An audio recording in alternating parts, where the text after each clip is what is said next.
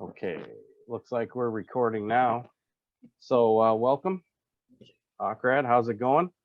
We have today our first interview with the group FloatGang, and we just have an interesting couple of folks here that we met a while ago when we were in Florida, and we were riding our Onewheels, and we were looking for groups to ride with, and we met up with Erick of FloatGang out there, and had a great group ride.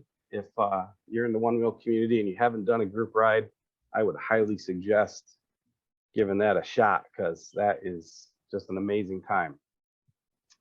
So I figure we would just kind of go into this, guys. I know FloatGang is out there as a brand, and just figured we'd kind of hit it and see what your origin story was like. How did you guys start? What are you guys doing? So I'll tell you, since I'm the older brother, how about that? I'll start. And by the way, you're Edgar, right? Yeah. Okay. Oh yeah, so I'm Edgar. Edgar, Erick. We both, of course, we've both been in the board sports scene, whether it's talking about surfing or boogie boarding back in Puerto Rico when I was there. As I grew up, I left it. Erick was always in the skateboarding scene. So when the Onewheel came out, being older, it came out to be a natural transition for both of us. We started one-wheeling, and the Orlando Onewheel was a thing that we had. And Orlando Onewheel is still happening, and that's what came first, was actually gathering the community. Anybody that had a Onewheel, wanted to come ride, was part of our friends, a group, and that's how we started. And you got together and be like, yo, gang, float gang, woo, and hang out. And Erick, as will tell you, Erick's knowledge and background actually is his real businesses has been apparel. And through 2020 pandemic, a couple different things, we ended up starting FloatGang, which is our first joint kind of brotherly project. Other than that, we have our separate businesses, but it was a long time in the making of us trying to work together and finding something that we're passionate about and it fit both of our strengths, and just the timing. And Erick can kind of tell a little bit more about how it kept developing into FloatGang. Sure. Well, we came up with the idea, it was one of those things where Edgar threw the idea at me, and I decided, okay, well, let's build a solid brand behind it. And this is something that I've been wanting to do. For the most part, I have drop shipping e-commerce stores online where they're selling to just the general population, but I wanted to do something more niche. The idea for the brand came to us early on when we realized that there was really no Onewheel apparel brand. Floatlife did exist, and they had some merchandise, but really their focus has always been on accessories and upgrading your board. So we wanted a way for us to continue spreading that Stoke even when we're not riding our Onewheels. And we thought, well, a good t-shirt design is a great way to do that. And that's really how we started with the idea. Nice. And we can totally relate to that. Just trying to keep things going, keep things fresh. Brand is important, obviously. How did you guys end up, so did you start doing group rides? Is that how you started? And or did group rides come after the apparel, or what came first? The group rides are the chicken or the egg scenario. The group rides came first. And it was really when I joined the Orlando Onewheel group, we had 50 or so people. And it was just a few of us. We have some pictures of us riding. It's like 4 of us out there riding, kind of like you guys. It's just 2 of you guys riding right now. And slowly, because of of course, the proliferation and the more Onewheels around the market, but then also by being steady and telling people, okay, there's going to be group rides every Wednesday, and there's going to be group rides scheduled every other Sunday. And like you guys came from out of town, you can see a schedule ahead of time. Yep. And find the rides. So let's say even FloatGang shuts down, right? Like, you can't sell any more shirts. Something happens, right? We will still, and I will still continue to do what we do, which has been create a community out of a individualistic activity, which is riding a wheel by yourself, but you do it with a bunch of people, and then you kind of find more of a passion and common ground. Mhm. Yeah, and one of the things I noticed when we came down there is the Stoke has spread beyond the one wheel, right? Yeah. Like Yeah. it kind of rolled into all esports. I saw e-skateboards, I saw scooters, I saw bikes.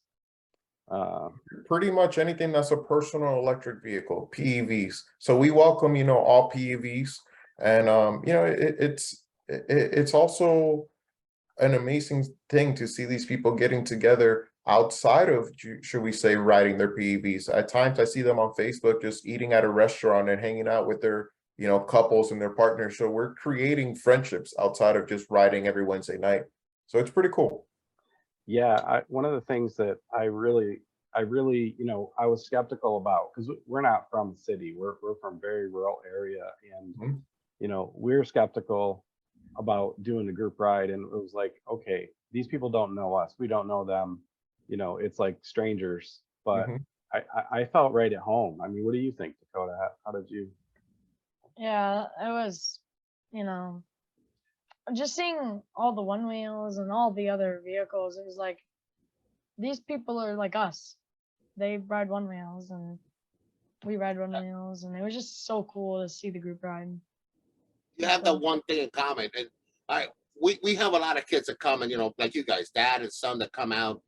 Do you feel safe? Did you feel that, let's say, you weren't gonna be lost or left behind, or if you fell, you'll be like, all right, peace, bro. Like at any point, did you feel that?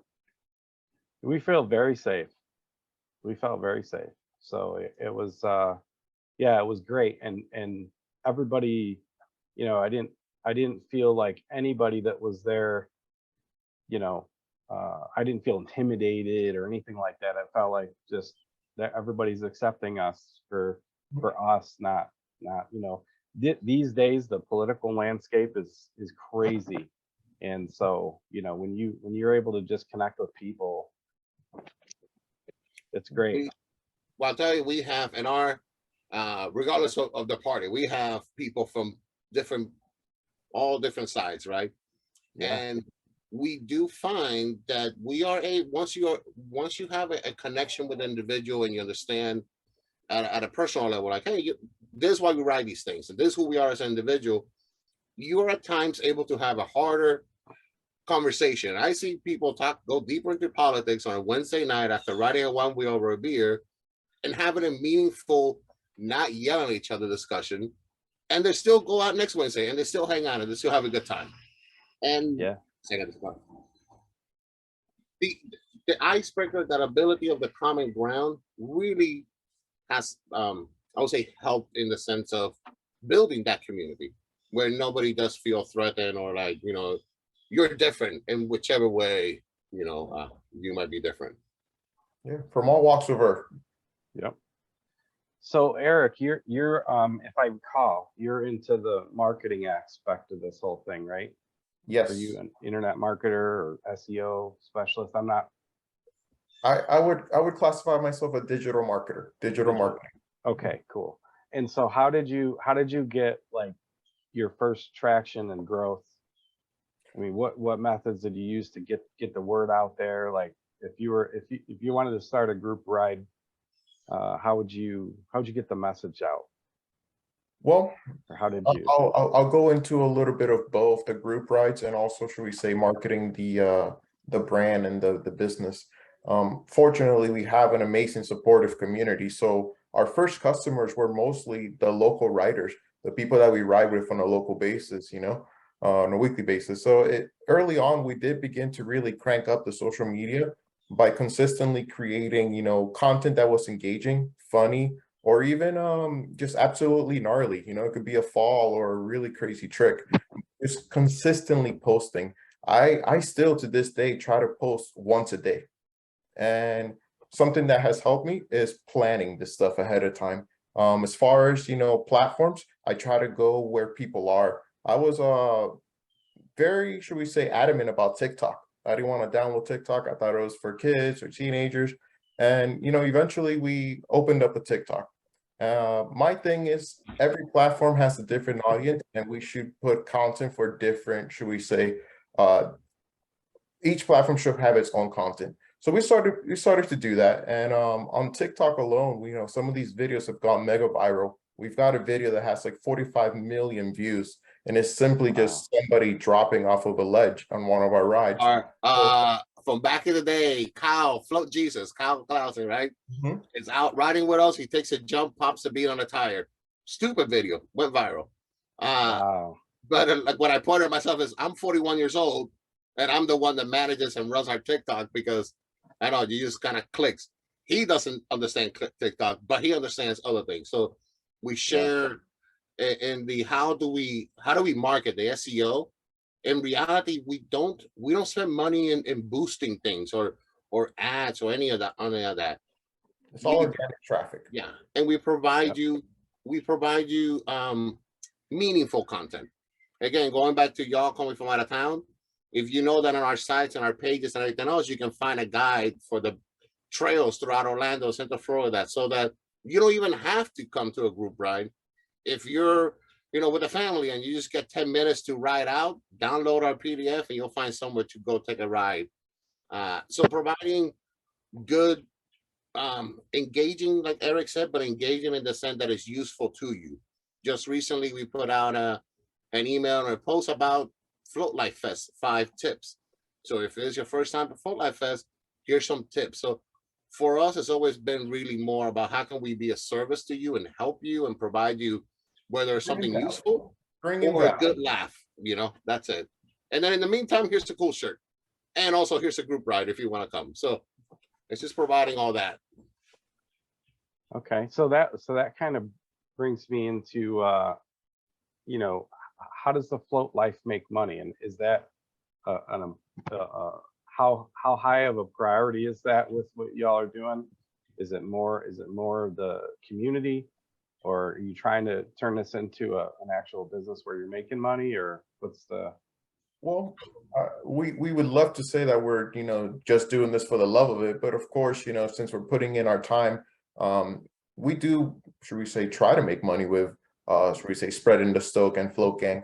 The one thing that we really generate revenue from is the website. We do have that every once in a while, in-person event, but for the most part is the website. That's what generates the most money. This next year, implementing more affiliate marketing, which means, you know, more blogging and, you know, linking out to products. And I'm also looking at wholesale so that other PEV stores or repair shop can carry FloatGang products in their shop or online store. So that's really how we make money. But there's more love to it that goes into, should we say, the money part. Edgar and I both still have our, should we say, real jobs and businesses that's our bread and butter. FloatGang is our side thing. Yeah, and that comes across loud and clear with me. You know, you guys obviously care about the community, and that's great. The money that is made through FloatGang, or when we, you know, in FloatGang, any money that's made, really, we put it back into the business. Whether it's, for example, this year in Floatlife Fest, if you were there last year, you will see that the quality and the level of our booth and display is 10 times it was last year. And it's not because we want a nice booth, it's because we want to provide you a lounge and free water and stuff to hang out and come cool off and anything like that. So our growth really with FloatGang is not for us to make money, because like we already, let's say, make money. There's just how can we do this and still let it organically grow. Yeah. It's not a make money quick thing. Yeah, for sure. And do you have any questions, Dakota, while you're sitting there? If you do, just you know, knock me out of my chair. But since you guys brought up Floatlife, I was just curious, what's the affiliation with FloatGang and Floatlife Fest? So it's the Floatlife is the brand, right, with Jeff.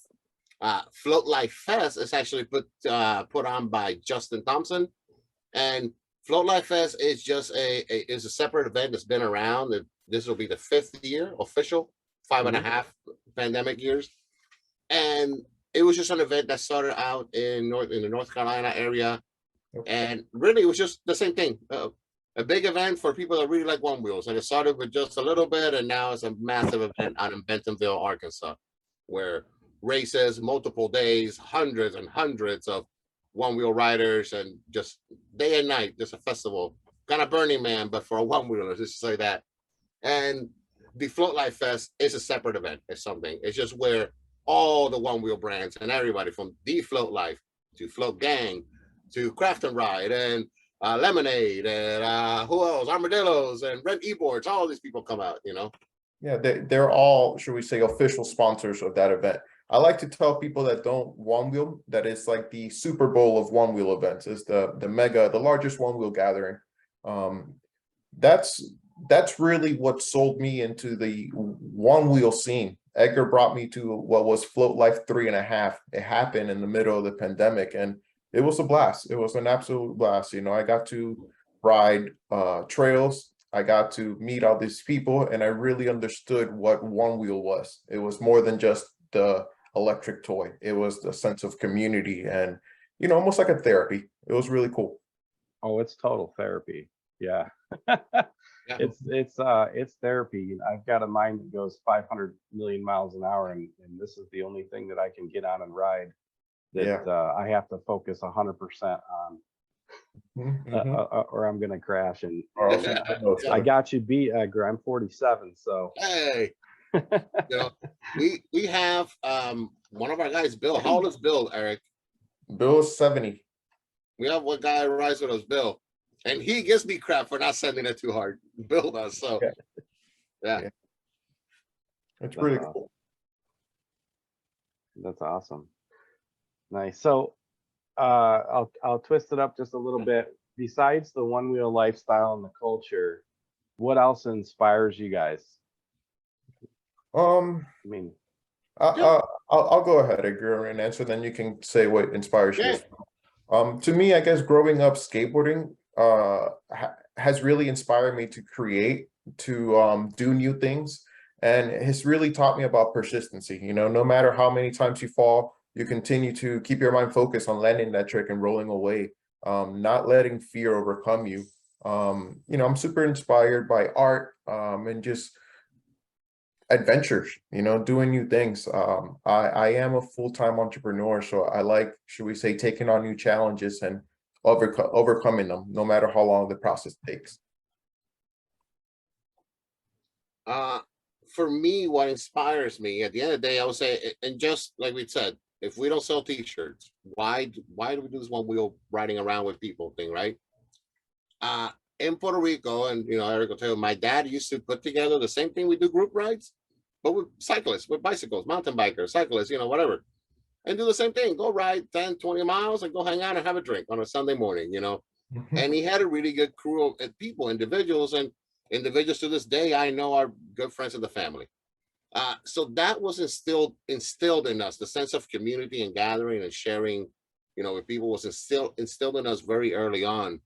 So I would say that whole concept of bringing people together, whether it's here's a Facebook event, we're gonna have a group ride, or hey guys, this is a really cool G.I. Joe shirt that we made, or the one wheel Ramon shirt that Eric has. We all want to kind of be together. That's really what inspires me. That part of it. I'm digging that G.I. Stoke. I like that. I like that shirt. It's a throwback. Yeah.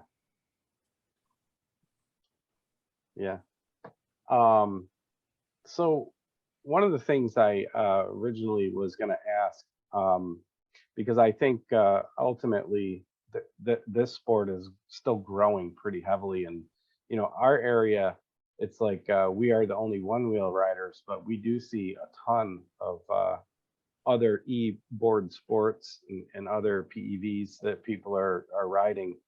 And so I guess if we wanted to start a group ride here, where we would, obviously we'd probably steal the Sunday service, because I think that's cool.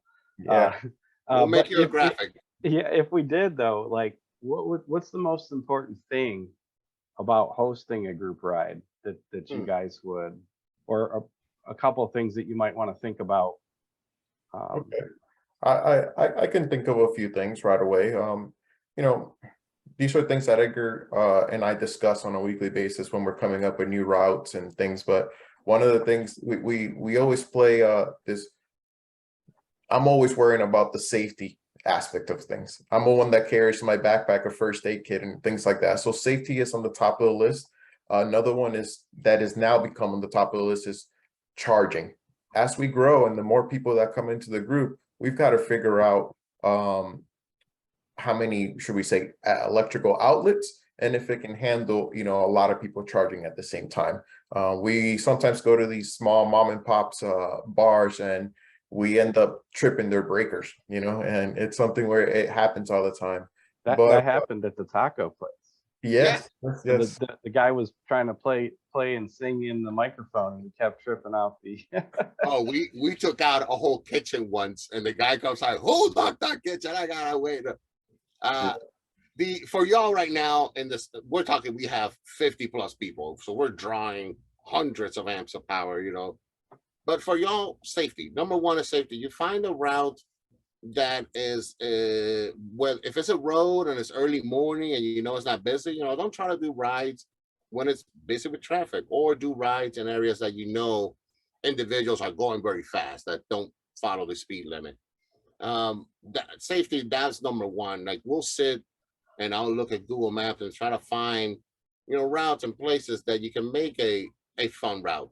Let's say you can't find a route, right, because of the location that you're at.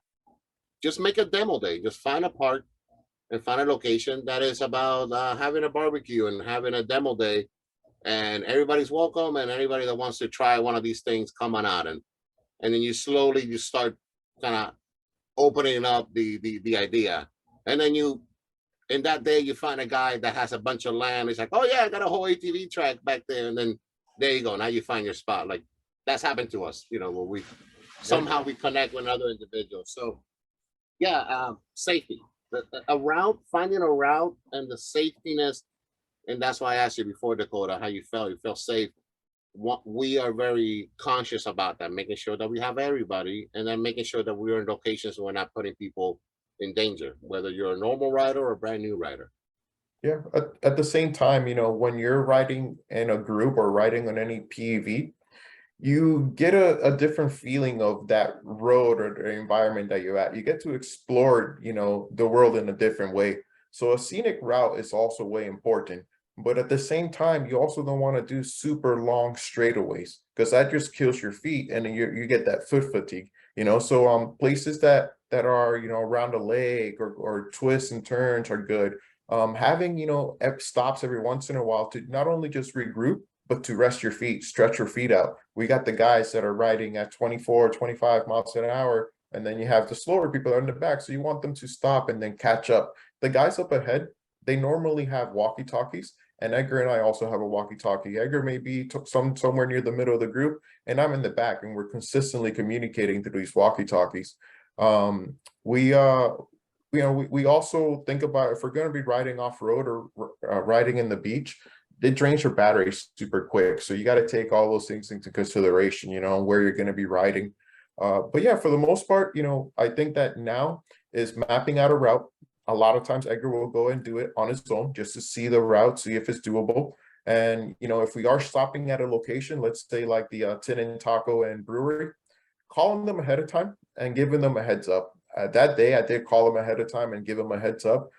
Sometimes, you know, that helps. Sometimes it's, we still, should we say, go into these places and slam them, you know. They go from being empty to being slammed instantly, but it's good business for them. Yeah, and courtesy, that courtesy of calling ahead and that kind of thing is obviously paramount. But also, I think one of the things that I really was impressed with on the ride that I was on was that the riders were courteous of other people on the trail, and there was like this pecking order of, you know, bike, you know, and then everybody would say bike all the way back down through, and everybody moved over, and everybody, you know, seemed to stay out of the way. It sounds We like the sound like penguin from the seagulls in Finding Nemo was like bark, bark, bark, bark. Yeah. That comes so, and I was gonna tell you this, Jason. You start a group ride, people will come to you every day and have opinions, and some people will say shit and they'll say things, but they will still come the next time and still ride. They're still appreciative. So those kind of comments and those things, also for you, Dakota, you're the one that's starting this, right? But some of that comes from your starting your leadership and telling individuals, before I rise, we tell people, be courteous, tell people to, you're passing, give road. So we, from the beginning that it was 4, 5, 6 of us, we have started and stated those kind of elements. And someone has to be, quote unquote, the bad person, the dad, the one enforcing the rules, or the one reminding everybody every time about the rules. It's called trail etiquette. It's called trail etiquette. And we have, should we say, since the very beginning. So even when somebody new like yourself jumps in, you probably found yourself screaming out bike, bike, just to give, a heads up to the person behind you. And it's something where it's cool to see that. I've noticed now, I was very used to corking the road in the intersection. Even if there was a red light, I would go and cork the road, make sure that the cars were aware that there was people coming by. Now I see all the guys in the e-bikes doing that. And they just do it out of the kindness of their own heart. They don't have to do these things, but they want to be able to, should we say, provide the same amount of safety that we're all doing. One of the things that we've always encouraged in the very beginning is helmets. Helmets are a big deal. We encourage people to wear helmets. We can't force you to wear a helmet, but we encourage you. You now see on our group rides, I would say 90% of the people are wearing helmets and pads, and it's good to see that. We went as far as finding a couple of good helmet deals on Facebook Marketplace and spend $50 on a couple of helmets. They're at your house. You come into town, Jason, you don't have a helmet. There you go, man. And it might be the one time that you fell that you needed that one helmet, and it's just something that you have as a thing, again, for the group. So and this goes back to the kind of the vibe, the talk is the safety, making sure that you're I'm providing you something that you saw value in, and here you are months later coming back and want to know more about it, right? So at the same time, though, if you fall and if you're not wearing pads, we're still gonna give you a hard time. We're still gonna say, hey, we told you so. You should have been wearing this stuff, So it's one of those things where I carry a first aid kit, and I'm constantly, having to should we say, buy new materials, buy new stuff, because I go through it. In one ride, I remember one Sunday we had like 9 falls on one Sunday, and some of them are minor, other things are pretty gnarly, where people needed to get picked up in an Uber and go to the hospital. That's always my first question is, do you want me to call an ambulance or do you want me to call an Uber? Which is going to be more financially appealing for you. We had, when we were when I broke my wrist, that was the question. My wrist is like this. Erick's like, Uber or ambulance? I'm like, ugh, Hey. Yeah, you guys had one crash that I recall on that ride where knocked the dude out of his shoes, ripped the sole off of his shoe, and used an Awkrad sticker to hold his sole back on. You remember that, Dakota? I do. He's over here smirking a lot because a couple of weeks, what is it, about 3 weeks ago, I had a real nasty fall on the Onewheel, and I thank my lucky stars I had a helmet, because I hit so hard that it still knocked me out, and I didn't know where I was for a few minutes. So yeah, helmet. The 1000 helmet, the brand 1000. Yeah. If you crack the helmet, they'll send you a new one. The first time I saw those, it was on Erick's Dome. Yeah, I am on helmet number 4. Wow. I've cracked 3 of them. Oh my goodness. Yeah, and they'll save you, they'll help you. It's the least of you when you least expect it, so that's why we encourage that. So if you're starting to want to get group rides, safety number 1, make it fun. It doesn't have to be gnarly, it doesn't have to be long, it doesn't have to be great. As long as you come back with the same amount of people, at least, you're good. Nice. Any questions, Dakota? Yeah, I was gonna say. Speaking of like length of rides, how long do you usually go for And what is like the best length that you like to go? I think the best length for a group ride is about 8 to 9 miles each way. So eight to 9 miles to like the middle stop, and being a total of like 16 to 18 miles total, right? We normally do this on Wednesday nights, and this can be completed in like only a few hours, including that, should we say, hour stop to have a drink, eat, and charge. Of course, there's those that continue riding throughout the night, but we like to keep it to where a one-wheel GT can easily do the ride, as well as that rare occasion where a one-wheel pint rider comes out and joins us. So 8 to 9 miles one way, and then 16 to 18, being total. But yeah, that's really my preferred length, Edgar. What do you think? I would say in the same thing, the same.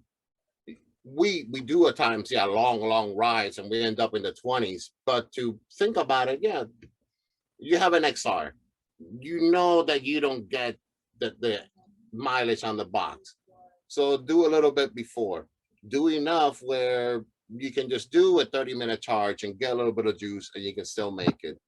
And then again, not everybody can ride 20 something miles, and your feet do kill you, and you can't get hurt if your feet are not responsive, right, and your legs are tired. So I would say, if you want to start easy ride, do 10 miles, split it 5 and 5. Then as you start growing, then get into the 18s, and then you can do 16, 18 miles, half and half. Yeah. And then talking about charging, right? Charges. So you say, oh man, so we're gonna charge. So then have 1 or 2 people in the group, the people that already have backpacks, like Eric usually carries a backpack. Eric has a hypercharger, so that he can get 15 minutes of juice, and then give it to somebody else, get 15 minutes of juice. And then that way, A, we don't need to use all the plugs, and then B, you can just kind of move on, or not everybody has to carry backpacks and other chargers and other stuff and whatnot. Mm-hmm.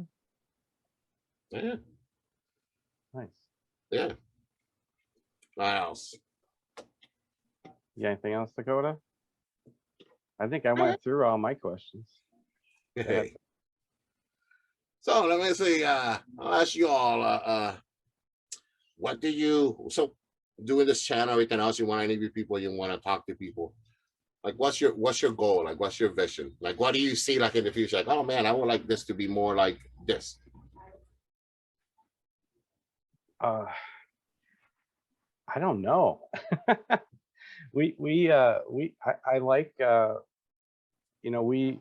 this thing's going well because it's a way for me to connect on a deeper level with my son, and for that's great. It's also, I think, an experiment in teaching Dakota that this is not, you're not just going to be a famous YouTuber and that's what you're going to do for the rest of your life, unless you know how to build a business. And that's what we're doing. We're building a business. So anything that we do, we're listening to what the business tells us. So right now we're printing 3D printed adapters for a DJI wireless mic system that we're using, and it goes on to a 360 camera, and they're selling like crazy. And that's what we're doing today. We're not doing the normal YouTube thing where you pick a niche and stick with it. We're doing the harder method where we're more lifestyle. We don't have a particular niche necessarily. So we grow slower, but we grow a community of people, kind of like you guys. It's more of a community of people that want to know what we have to say and are interested in what we're doing, versus us being like a video tutorial channel or something. Yeah, that's great.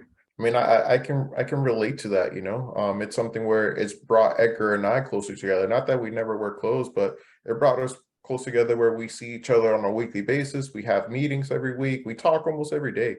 It's one of those things that our parents, most recently, they retired and they live in a 55+ community. And I think one thing that they're most proud of is having their sons working on this clothing brand, together. And how they're doing this, you know, on their own, and how they're consistently, you know, should we say, working together and being together. So that's a really good thing, Dakota. You're lucky to have your dad be there to help you out with all these things. It's a great thing, you know. Yeah, man. And take advantage of it.